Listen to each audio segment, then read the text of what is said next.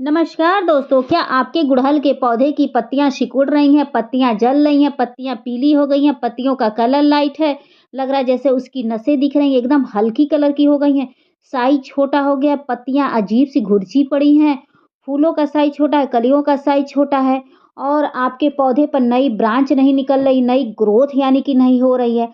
आपका पौधा सूखने के कगार पे पहुंच गया है, भूले भटके कभी कली आ भी जाती है तो वो भी गिर जाती है। पौधा हमेशा अजीब-सा रहता है। तो दोस्तों आज एक ऐसा खाद लेकर आई हूँ जिसका प्रयोग अगर आप अपने गुड़हल के पौधे में या अन्य किसी भी पौधे में करते हैं तो 100% आपका पौधा ग्रोथ भी करेगा, बढ़-चढ़ के कलियाँ और फूल भी देगा। इस खाद का प्रयोग अगर करते हैं तो आपके गार्डन में हमेशा पौधा हरा-भरा रहेगा और फूलों से लदा रहेगा दोस्तों।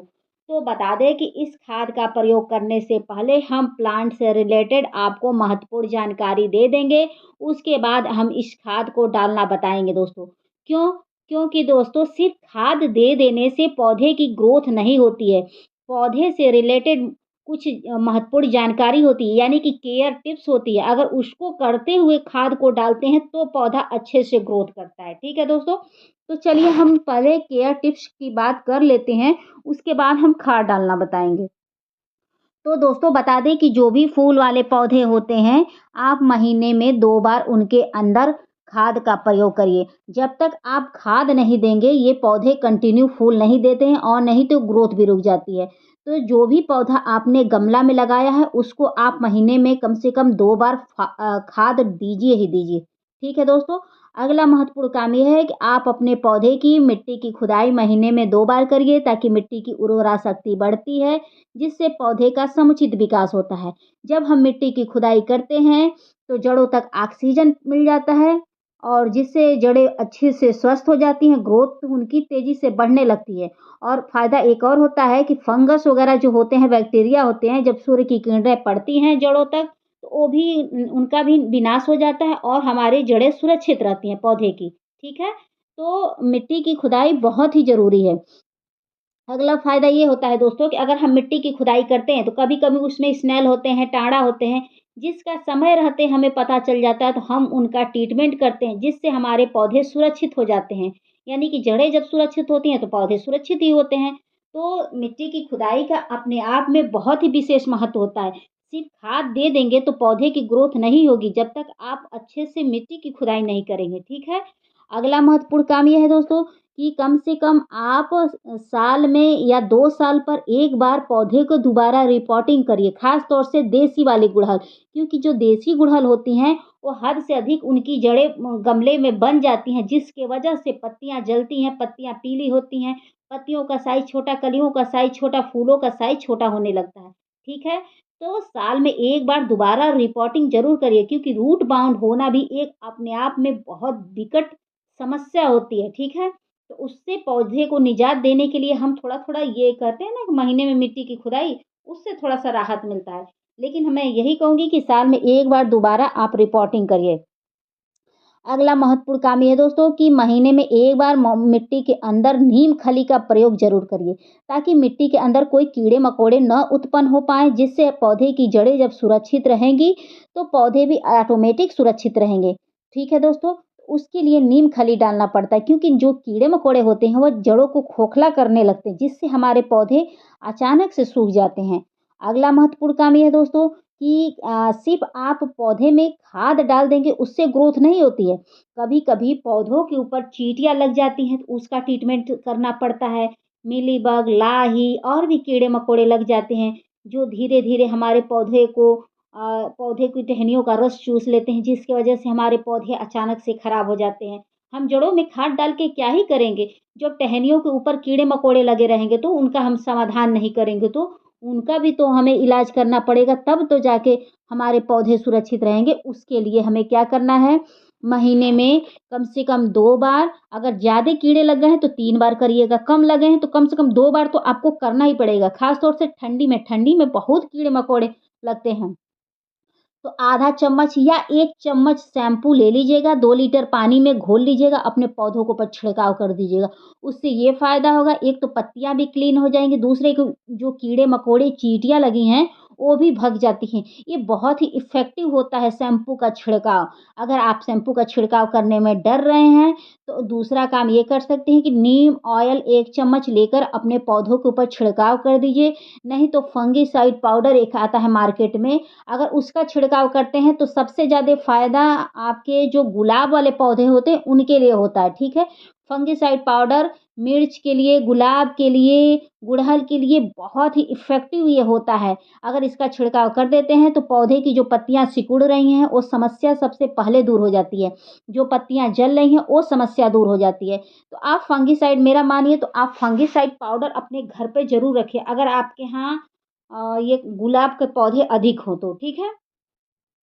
अगला महत्वपूर्ण काम ये है दोस्तों कि कभी भी अपने पौधों को पानी देने में जल्दबाज़ी नहीं करनी चाहिए।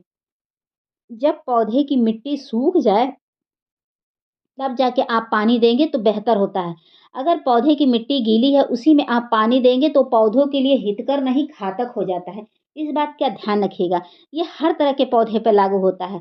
जब पौधे की मिट्टी एक परत तक सूख जाती है तो उसमें पानी देते हैं तो वो अमृत के समान होता है। अगर पौधे की मिट्टी गीली है, उसमें आप पानी दे रहे हैं तो वो विष के समान हो जाएगा। कैसे हो जाएगा? एक तो लबालब पानी भरी है, उसमें और आप पानी डाल रहे हैं तो जड़ें खराब होती हैं, यानी कि सड़ती हैं, फंगस वगैरह उत्पन्न होते हैं। उसी में आप खाद छोड़ देंगे और घातक हो जाता है पौधे के लिए।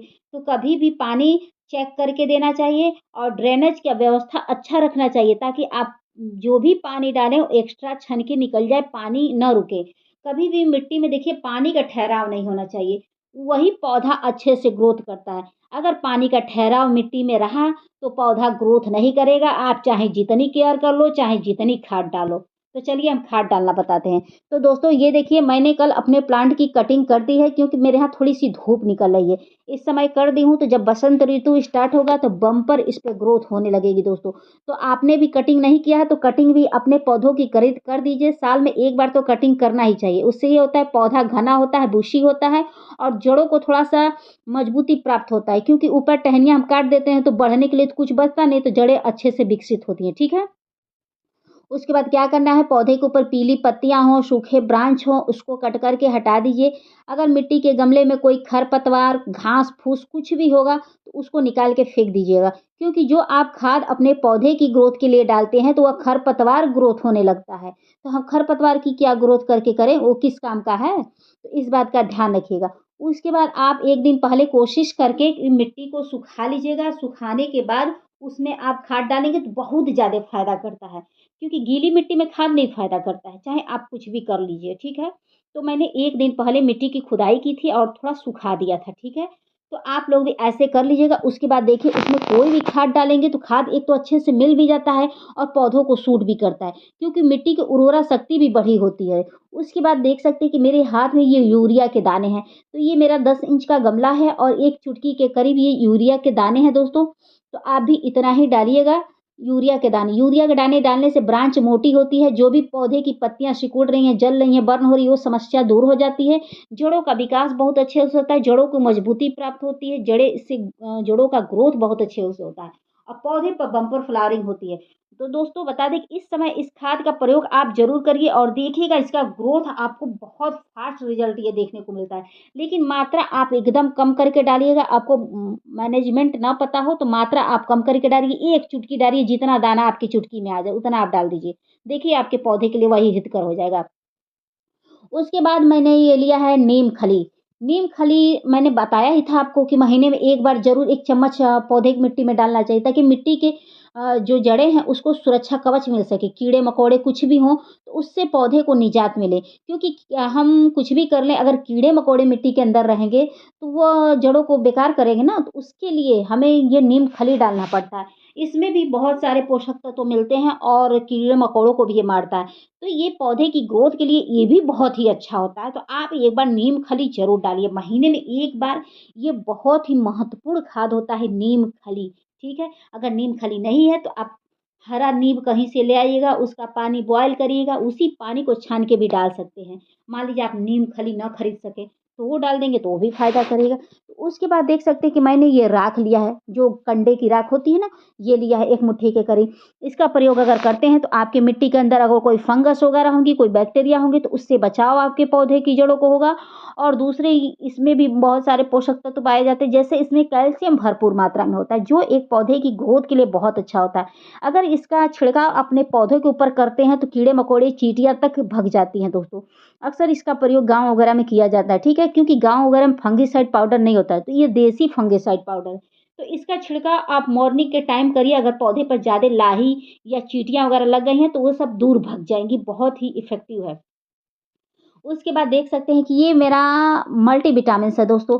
अगर इसको डालते हैं तो आपके पौधे पर बम्पर फ्लावरिंग होगी दोस्तों, ठीक है? तो बम्पर फ्लावरिंग पाना है तो महीने में 1 बार इसको आप ज़रूर डालिए। अगर एक बार इस मल्टीविटामिन्स को डालते हैं तो आपके पौधे पर बम्पर फ्लावरिंग होगी, टहनियाँ मोटी होंगी, पौधे की जो फूलों का साइज़ वो बढ़ेगा, संख्या बढ़ेगी, पत्तियाँ का कलर सही हो जाएगा।